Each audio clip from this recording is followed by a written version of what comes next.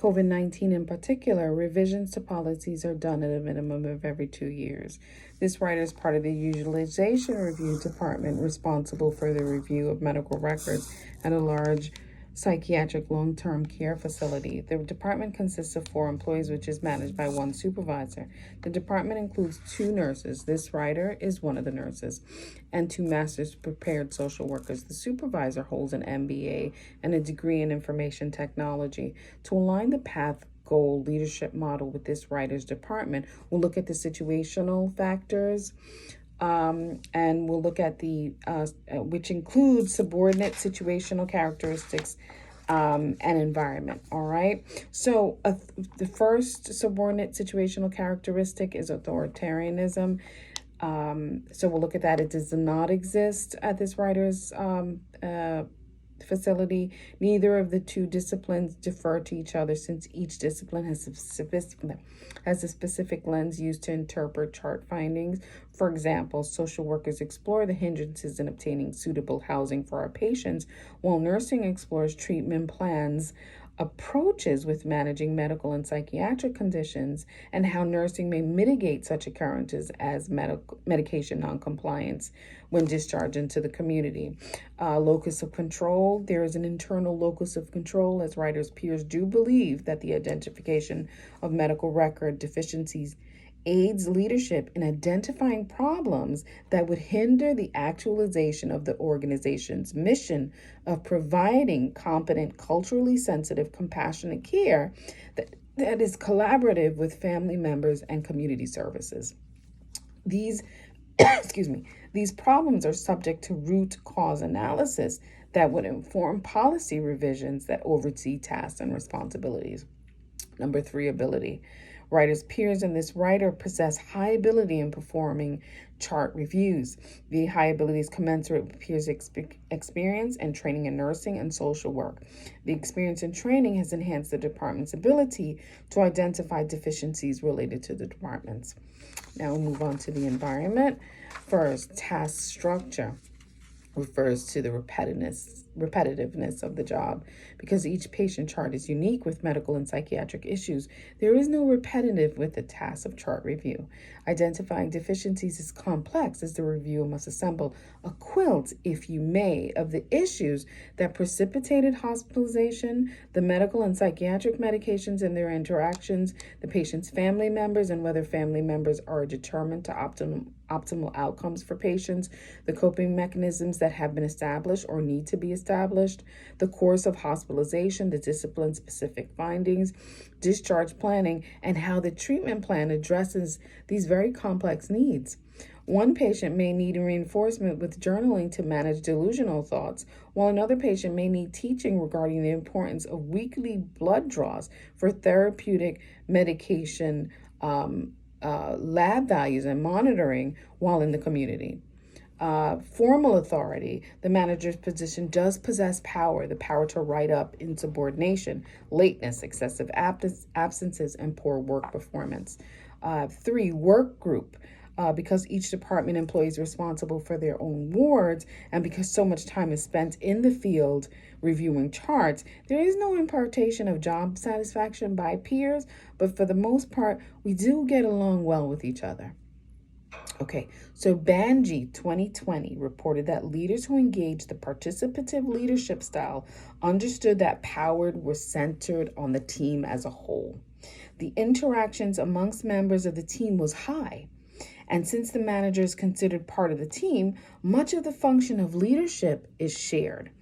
Because this writer's manager has no experience or background in the health, wellness, and disease of individuals, much of the input that is needed to inform revisions in healthcare policy as they relate to this agency is given by writer and writer's peers. For example, a patient recently fell. The fall assessment calls for the assessor to assign numbers to categories, but this writer noted that the assessor had handwritten on the form accidental form. So there was an interpretation of a fall, which the assessment does not call for any interpretations. This writer reviewed the chart, and seizure activity from 2015 had not been acknowledged as a possible precipitator for the fall, since the patient had not evinced any since that time. An explanation of the fall was necessary given this writer's assessment. A subsequent policy revision was made to reflect the need to include assessing for a history of activity on the fall assessment form, which had previously been vague about medical issues, only with stating, does patient have a history of medical issues? Additionally, policy was updated to reflect that no person should handwrite any interpretation of findings on the fall assessment form because the action could lead to litigation brought on by family, especially in the absence of a thorough assessment of the patient's medical and psychiatric history. This reflects Banji's findings that state those leaders who engage the participative leadership style acknowledge that group members have a greater say in policy review and revision, the falls policy, and the implementation of new procedures or systems, which in this case would be the new falls assessment form directives, right? This writer's manager is the point person for policy revision and consults with the department on such aforementioned matters. Also, the approach aligns with the style's avoidance of autocratic leadership. Banji reported that the success of the path goal theory was based on the leader's ability to motivate followers. The text reported that the theory was used to identify follower objectives and outline how to best achieve the objectives by using one of the theory's leadership styles. Banji also stressed the importance of employee commitment, which considered the sense of engagement followers had with the organization. The author reported that employees who were committed readily partnered with the organization to aid in organizational goal achievement. So now we're looking at how the leader, because it's so important for this theory that leaders look at the objectives of the follower, well, then to support that, so that objectives would align with the organization objectives, we're going to enhance employee commitment. Yeah, with the use of the path goal theory. Yeah.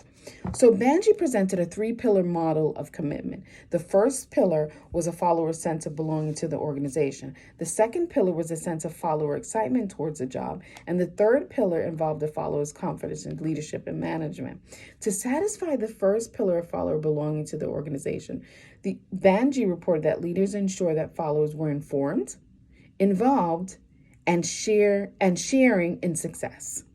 So if writer were leader, writer would engage department involvement in extended cabinet meetings to stay abreast of developments within the organization that could affect chart reviews, and in doing so, satisfy the informed element of the follower sense of belonging to the organization. Great success, as well as small successes, would be shared with team members to satisfy Banji's success sharing element. The second pillar involves a follower's sense of excitement towards the job.